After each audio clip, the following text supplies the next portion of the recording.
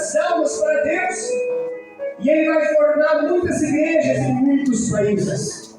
E uma dessas igrejas, ao qual ele vai escrever as cartas. E aqui, numa dessas igrejas, um homem se levanta ali para cuidar daquela igreja, um homem chamado Timóteo. Né? Esse homem chamado Timóteo, ele era um jovem. Que coisa tremenda, culto dos jovens, né? Timóteo era um jovem, escolhido desde a sua mocidade para cuidar do rebanho de Deus. Para ajudar agora a ganhar vidas e a ensinar essas vidas no caminho da salvação. No caminho que leva à porta estreita e ao reino dos céus.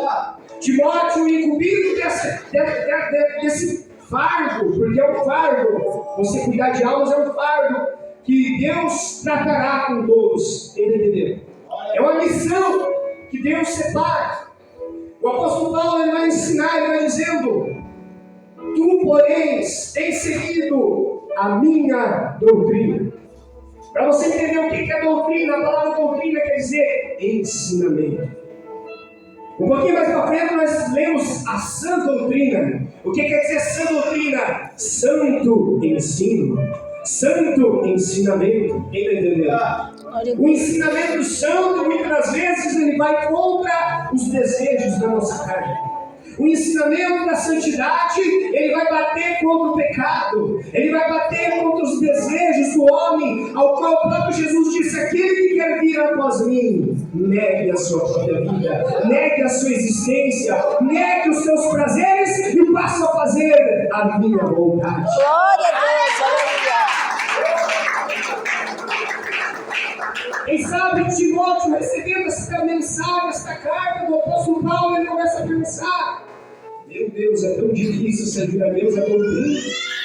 Quem sabe a doutrina do apóstolo Paulo, ela era um pouco rígida, ela era um pouco pesada, ela exigia muito do ser humano viver no Espírito, viver na presença de Deus. Mas Timóteo, ele via os prodígios e maravilhas. Timóteo, ele via os milagres ao qual aconteciam através da santidade do apóstolo Paulo. Os aventais dele curavam os enfermos, jogavam os espíritos imundos, saía. O poder de Deus sobre a vida daquele homem, porque ele vivia nessa doutrina de Deus. O segredo para ser cheio do Espírito Santo é guardar a doutrina de Deus. Aí ele fala assim: modo de viver.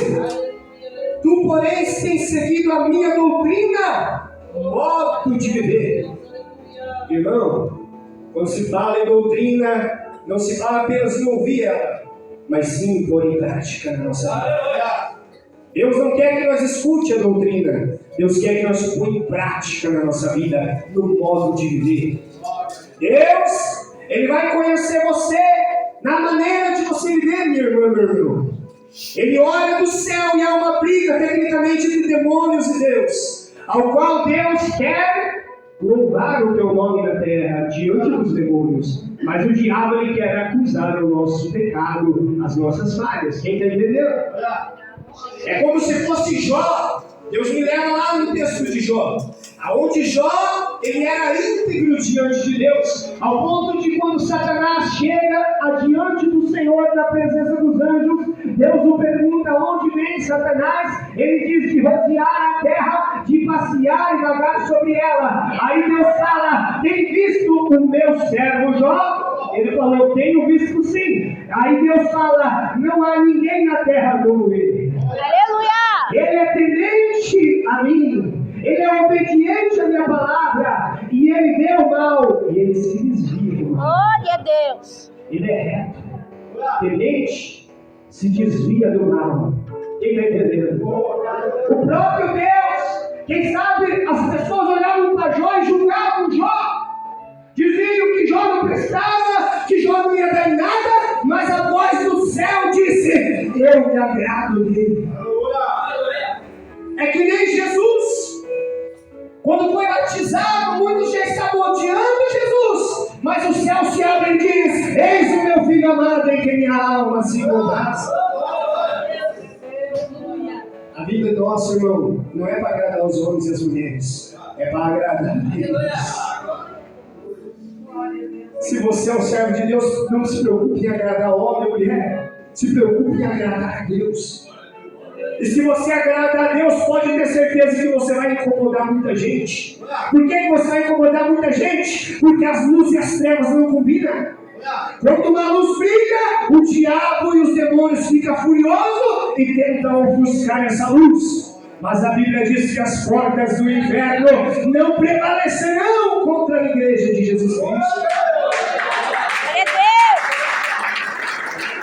Quantos compreendem? Quantos estão entendendo? Dá um sinal da sua mão, você que está entendendo. E você que está olhando para o lado, olha para frente, não perca o minuto da palavra. Não deixe o inimigo tirar a palavra que está sendo semeada esta noite.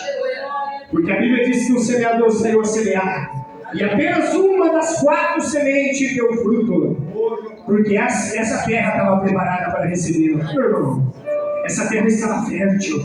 Mas existia um povo que não estava com a terra preparada para receber a semente. Estavam distraídos. Estavam que nem Marta, ocupados nos afazeres, mas Maria escolheu a melhor parte. Estava nos pés do mestre, ouvindo o ensinamento da parte de Deus. A Bíblia diz então que quando Timóteo pega, ele começa a colocar em prática e a igreja começa a vivenciar isso aqui. Quem está entendendo? Modo de viver. O modo de viver não é apenas dentro da igreja. Ser santo aqui dentro é fácil. Obedecer a doutrina aqui dentro é fácil. Vim de saia meu pé, vim de terninho aqui é fácil. Eu quero ver viver na doutrina ali fora. Eu quero ver viver a sã doutrina, no modo de viver no colégio, no trabalho, na cidade, no mercado, onde tu passa, as pessoas olhar para você e dizer: esse é o santo homem de Deus. Essa mulher é uma mulher diferente, é uma santa mulher de Deus. Aleluia! A Bíblia diz: outra vez tereis a diferença do que me serve e do que não me serve. Então há uma diferença. Se a Bíblia está dizendo que há uma diferença, irmão, nós somos um povo, quem sabe na boca do mundo cafona, quem sabe na boca do mundo quadrado, quem sabe na boca do mundo um povo louco, que não precisa gritar porque Deus não é surdo. Para eles nós somos loucos, mas diante de Deus nós somos sábios. Aleluia, Jesus! Porque a sabedoria do mundo é loucura para Deus, mas a sabedoria de Deus é loucura para o mundo. Quem está entendendo, diga glória. Glória a Deus! Intenção. Ou seja, você tem que guardar essa doutrina na maneira de você viver, na maneira de você se vestir, na maneira de você falar, na maneira de você olhar. Quem está entendendo? Nós temos que cuidar, irmão, porque o diabo ele não está brincando de enganar a gente. O diabo ele não está brincando de destruir família. O diabo ele não está brincando de desviar pessoas que eram uma bênção dentro da igreja. O diabo ele nunca derrubou um homem, uma mulher, deu uma rasteira e derrubou de vereda, não. Ele derruba nós aos pouquinhos. É devagarzinho. Ele coloca apenas um pensamento na mente do homem, dizendo: um pouquinho não faz mal. Ah, essa roupa, só essa daqui, eu vou usar só essa dessa vez. Eu acho que não tem nada a ver. O pastor fala, mas eu acho que não tem nada a ver. Ah, um golinho escondido não dá nada, ninguém vai ver. Mas tem Deus que está vendo. Ah, eu estou aqui, eu estou longe do pastor, estou longe da igreja, eu vou contar uma piada, eu vou fazer uma fofoca de alguém, mas tem Deus que está te vendo, meu irmão. Tem Deus que está te contemplando, minha irmã. E a Bíblia diz que o dever de todo homem é temer a Deus e guardar os seus mandamentos.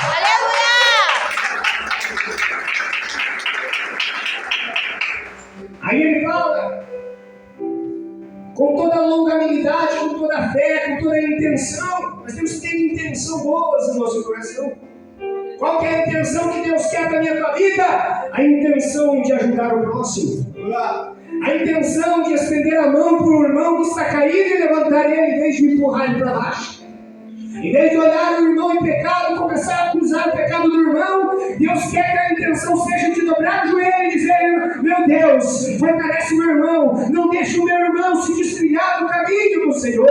Aleluia, Jesus. A intenção do Deus chega na vida do crente é a intenção de ganhar almas para o reino do Senhor, a intenção de evangelizar, a intenção de doar uma cesta básica, a intenção de orar nas madrugadas em favor da família, em favor do lar, em favor da casa. Deus quer intenções boas. Aleluia. Deus não quer que o crente tenha intenção de derrubar o seu irmão. Deus não quer que o crente tenha intenção de odiar o próximo. Deus não quer que o crente tenha intenções de malícia do mundo, intenções de desviar, intenções de abandonar e dizer: eu não vou mais servir a Deus, e voltar a ser o que era, voltar, como diz aquele Provérbios, a porca voltou de volta para o lodo de onde saiu. Ou o cão voltou de volta ao vômito. Quem está entendendo?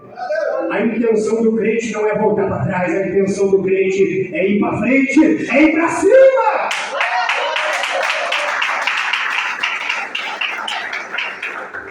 A Bíblia diz: quem lança a mão no arado e olha para trás não é apto para o reino de Deus. Olhe para frente. Jovem, olhe para frente. Olha só o que Pedro falou: jovem, eu vos escrevo, porque vós sois fortes e já teis vencido o maligno. Aleluia. Porque você está na presença de Deus, em pleno século 21, 2025. Você é um grande vencedor de Espírito.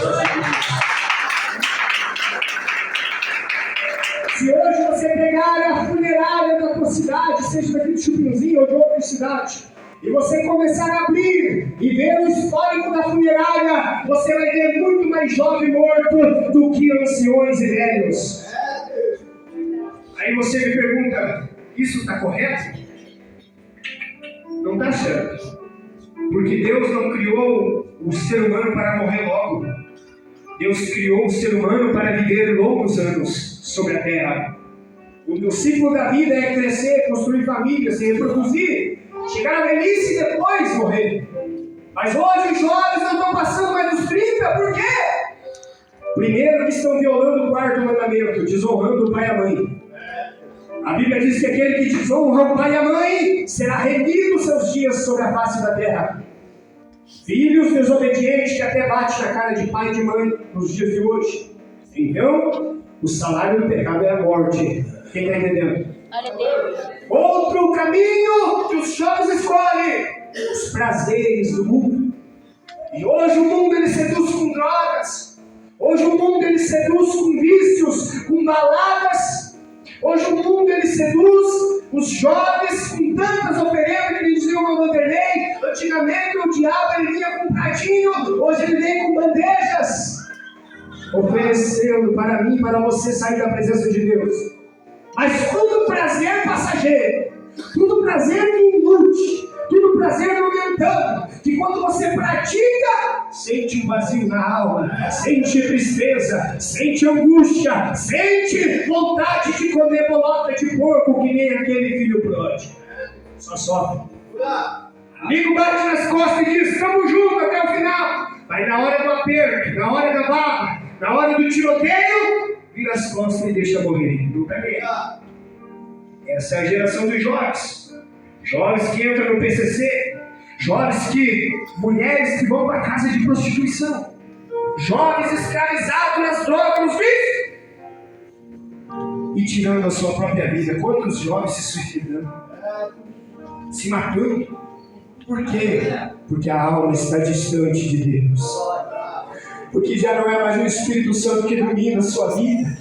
Porque quando o Espírito Santo domina a vida do jovem, ele sente alegria, ele sente vontade de viver, de construir uma família, ele sente vontade de orar, de estar na presença de Deus, de falar de Jesus, porque ele é um jovem feliz. Está entendendo?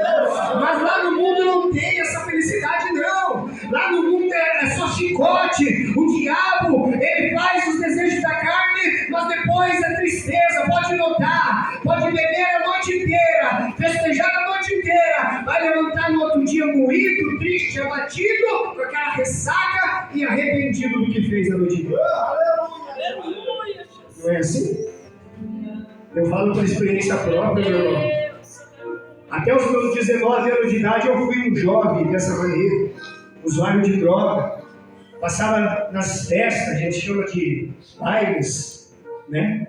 Na nossa região não existe baile funk, graças a Deus, né? É só outro tipo de baile, né? E a gente curtia essas coisas, que pra mim, hoje eu considero como lixo. Eu olho para o meu passado e eu sinto vergonha de mim. Tem até uma tatuagem, né, que eu fiz no tempo do... Às vezes eu olho para ela e falo, meu Deus, o que eu dava na cabeça para fazer uma tatuagem? É o arrependimento, Deus quer jovens arrependidos, lavado e remido no sangue do Cordeiro. Deus pega aquilo que para o homem é lixo, Deus pega e recicla. Deus faz uma mudança. Deus pega aquele que não é, para confundir aquele que é. Deus pega aqueles que não são, para confundir aqueles que são. Deus não pega milionário, Deus não pega doutorado, Deus não pega ensinado. Deus, ele pega quem não sabe e ensina, capacita, levanta para a presença dele. Se alguém puder trazer um copo de água para mim, serei grato. A Bíblia fala sobre muitos jovens que viveram na presença de Deus e não se dobraram aos desejos da carne, não se dobraram aos desejos do mundo. Cite um, pastor: José. José, jovem ainda, invejado pelos seus irmãos, amado mais pelo seu pai do que os outros irmãos, e por isso foi invejado. Teve sonhos, contou sonhos, foi vendido. Tentaram matar, planejaram, vamos matar ele, vamos acabar. Irmão, quantas vezes o diabo, pessoas, tentam matar teus sonhos? Confie em Deus, que os seus sonhos irão se realizar. Deus está falando com alguém aqui. Já tentaram matar os teus sonhos? Confie em Deus, porque quando os sonhos são de Deus, eles se cumprem na vida do homem e da mulher.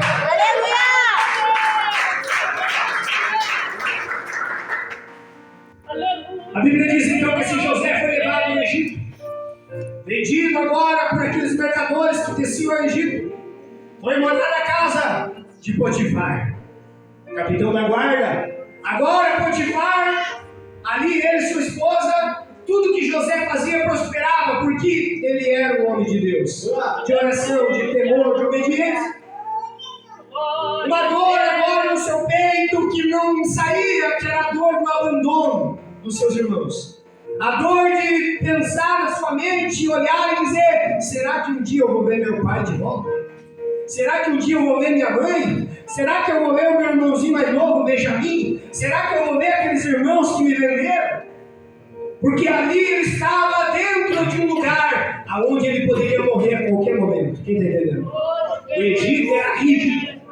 Para quem não sabe, o Egito, ele era rígido demais com as pessoas. Tanto que se você pegar a história de Moisés, você vai ver que o povo era feito escravo, lá dentro do Egito. Mas ali, José, dentro daquele lugar rígido, Deus o prosperava. E ele vivia em oração. Mesmo lá no meio do pecado, vendo tanta coisa errada, ele não se contaminava com o pecado. Que coisa interessante. É assim que Deus quer de mim e de você. A Bíblia diz que um certo dia, a mulher de Potifar olhou para José e viu que ele era um jovem belo e bonito, porque além de ele ter a beleza exterior, ele tinha um brilho diferente, que era o brilho do Espírito Santo. E como aquela mulher já não estava apenas ela, mas um demônio dentro dela, chamado pombagira, o demônio da sedução, o demônio que seduz, tenta seduzir os jovens no dia de hoje. É o demônio que mais tem derrubado os jovens da presença de Deus, esse demônio. Quem sabia? Pombagira, o demônio da sexualidade, o demônio da vaidade. E esse demônio entrou dentro da mulher de Potifar e falou: eu vou derrubar José.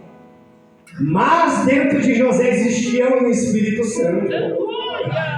E ela entrou na presença de José um dia que seu marido não estava e tentou seduzir José e disse: José, se deita comigo, vamos se deitar, vamos se amar. Aí José falou: não posso, eu temo a Deus, eu obedeço a Deus, eu não posso. E ela tentou violar José à força. E José pegou e saiu correndo, mas ela acabou ficando com a roupa de José. Quem está entendendo? E através de José não se dobrar ao pecado, ele foi levado a uma prisão. Ele sofreu, mas ele não abandonou os princípios que ele aprendeu com Deus. Aleluia! Irmão, Deus fez de José um governador do Egito, resumindo a mensagem. Passou por tudo isso, mas Deus honrou ele de tal maneira que todo o Egito e todas as províncias vinham pedir alimento para José. Vinham pedir ajuda para José, porque José era o homem mais bem sucedido de toda a província por obedecer a Deus. Eu quero que você entenda, jovem. Deus ele só vai te honrar se você obedecer a Ele. Deus ele só vai te levantar como pregador da palavra se você obedecer a Ele. Missionária, se você obedecer a Ele. Resistir ao diabo e ele fugirá de vós. O segredo é resistir ao diabo, sujeitar a Deus. Quem está entendendo, diga glória. Quem está gostando da palavra, diga amém. Amém. Às vezes é uma palavra um pouco diferente, você está acostumado, quem sabe, a ouvir palavras doces, mas cada um Deus usa de uma forma, quem entende? Nós falávamos com o irmão Vanderlei que o remédio amargo é o que cura, quem entende? Às vezes tu toma lá, né, está com uma doença, você toma lá um remédio nervoso, parece que não tem nada, né? Mas de repente você toma um chá meio caseiro, meio amargo, assim, quando vê, passou mesmo a enfermidade. Então é assim, a palavra de Deus ela vem, às vezes amarga, mas ela cura a nossa vida. Glória a Deus, E a aleluia. Bíblia diz que o salmista ele disse: a tua vara e o teu cajado me consola. O consolo de Deus é a disciplina, porque Deus assenta a nós, porque Ele ama a nossa vida. Glória a Deus. É quem entende assim, diga glória a Deus. Glória a Deus. Aleluia. Temos vários exemplos de Jós. Eu vou me prolongar muito na palavra. Podíamos falar de Daniel. Não tem explicação quem foi Daniel. Um jovem cheio do Espírito Santo. Por que não lembrar de Sadraque, Mesaque e Abednego? Israel, Ananias e Azarias? Por que não vamos falar também de jovens cheios do Espírito Santo? Mas hoje eu quero falar de um jovem que não vigiou. Existiu um jovem chamado Eutico. A Bíblia diz que Atos dos Apóstolos, no capítulo 20, que Paulo, o apóstolo Paulo, missionário de Jesus Cristo, estava pregoando, fazendo um discurso num prédio de 3 andares. E um jovem estava sentado na janela, ouvindo a palavra. No começo estava tudo ok, mas dali a pouco começou a ser tomado de um sono. O diabo atacou a mente dele e colocou um sono na vida dele. E a Bíblia diz que ele caiu daquela janela do 3º andar, lá embaixo.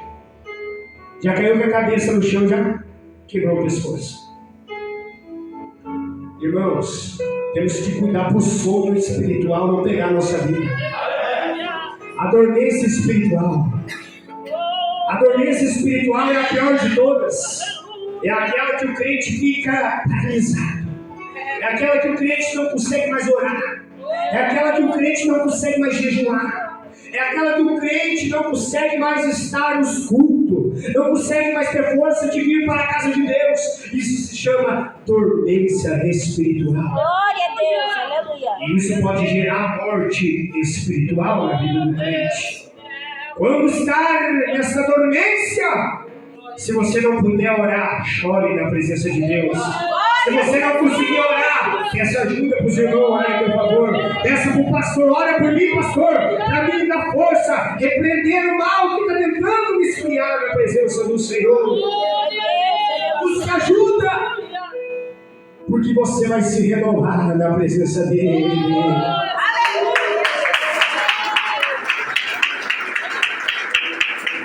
A Bíblia diz: mesmo com pouca força, não negue o meu nome.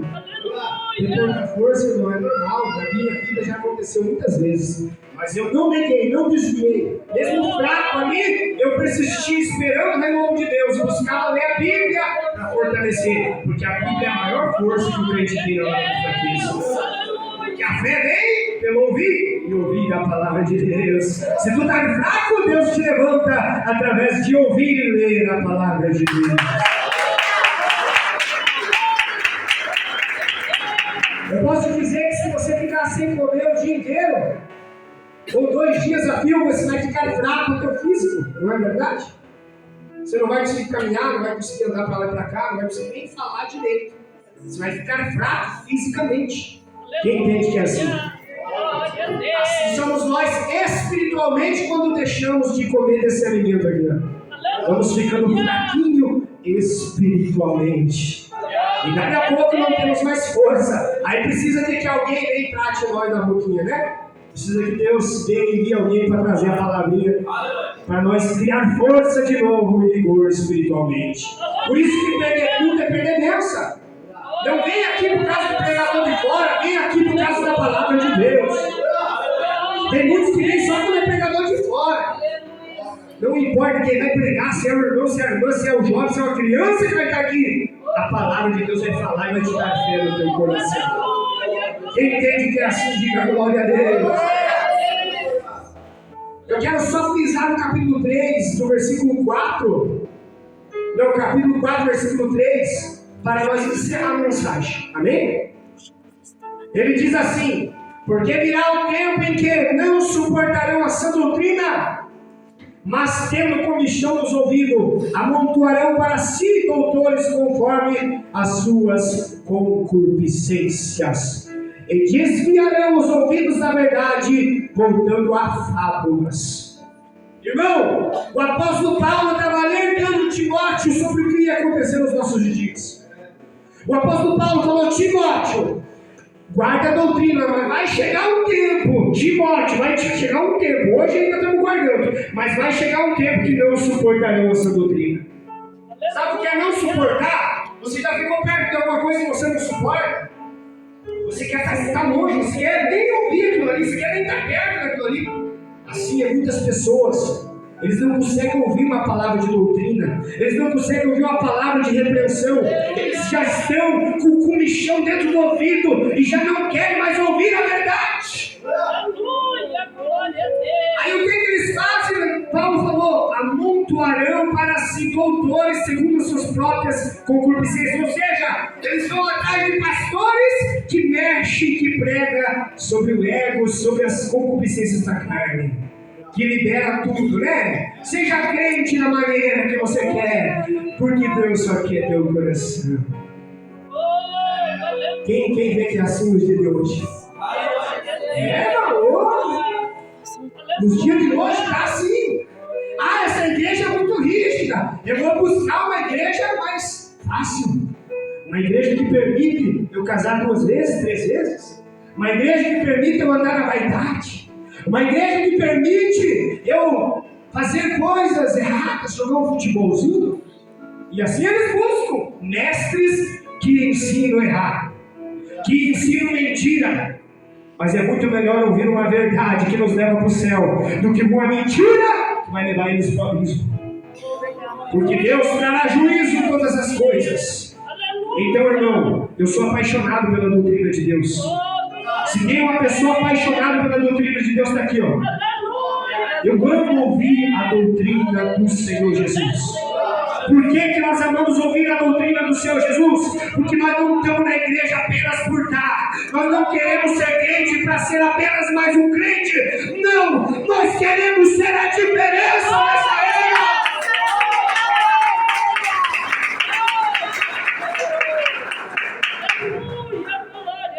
Deus quer que você seja diferente, igreja. Deus quer que você seja cheio do Espírito Santo. E para ser cheio do Espírito Santo tem que andar em santidade. Porque o Espírito Santo, ele é santo e não habita em templo sujo. Ele exige de nós. Ele quer nós em santidade de Espírito. 1 Tessalonicenses capítulo 5, verso 23. Que todo Espírito, alma e corpo seja plenamente santo e irrepreensível até a vinda do Senhor. Não adianta ter santidade no vestir, no falar, no olhar, mas acabar dentro do coração odiando o nosso irmão. Não adianta. A Bíblia diz assim: primeiro, antes de se santificar, seguir a paz com todos, e a santificação sem a qual ninguém verá Deus. Então veja só, antes de você se santificar, tenha paz com todos. Tenha paz com todos. Não adianta se santificar se você não tem paz com todos. E quando fala todos, é até com aqueles que te odeiam. Jesus falou: não ore apenas pelos que os amam, mas ore por aqueles que vos odeiam. Sede perfeito como o vosso Pai é perfeito nos céus. Às vezes, mas me machucou, pastor. Não importa. Quem machucou você não foi a pessoa, foi o demônio que estava dentro dela. A tua guerra não é contra a carne, contra o sangue. A tua guerra é contra os demônios no mundo espiritual.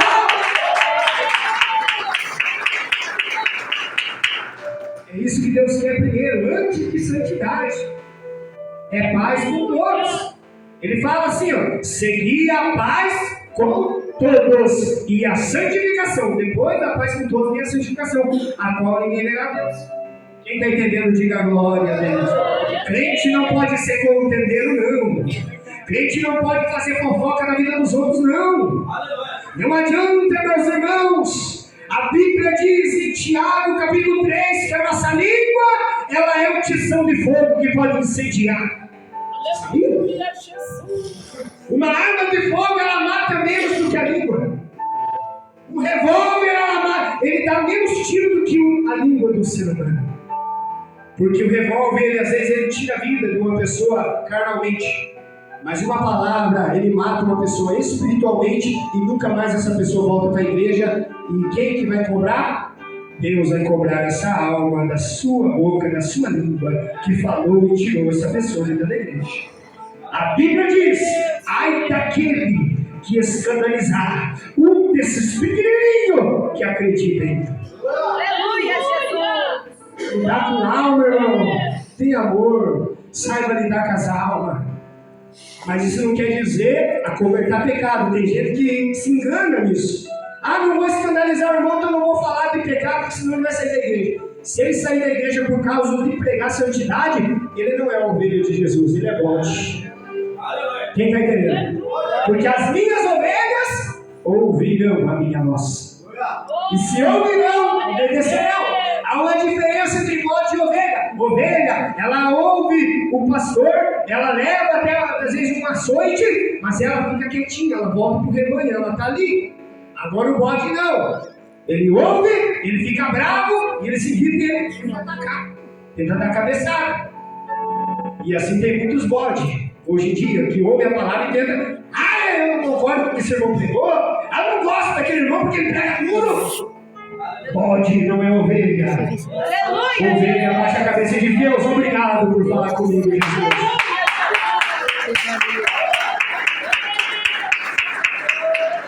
Se coloca de pé no nome de Jesus. Eu vou prolongar a mensagem, né? Se eu continuar aqui, eu vou parar de luz. Meu Deus do céu, né? Pastor Inês nunca mais vem pregando. 9:10, vamos passar para o céu de Deus, né? Estará fazendo a vontade do Espírito Santo. Querido Deus, querido Pai, nessa hora, Senhor, meu Deus, eu entrego a minha rica oportunidade. Espírito Santo continua falando do que o Senhor já falou. Eu não vou falar dessa igreja, eu não pude me expressar que o Senhor continue falando. Não vou, não. Porque não foi eu que falei, foi o Senhor que falou. Então continua falando, continua convencendo, porque a tua palavra diz que o Senhor veio para convencer o pecado, do juízo e da justiça. Então convence, Espírito Santo, dá crescimento nessa semente, em nome de Jesus. Amém.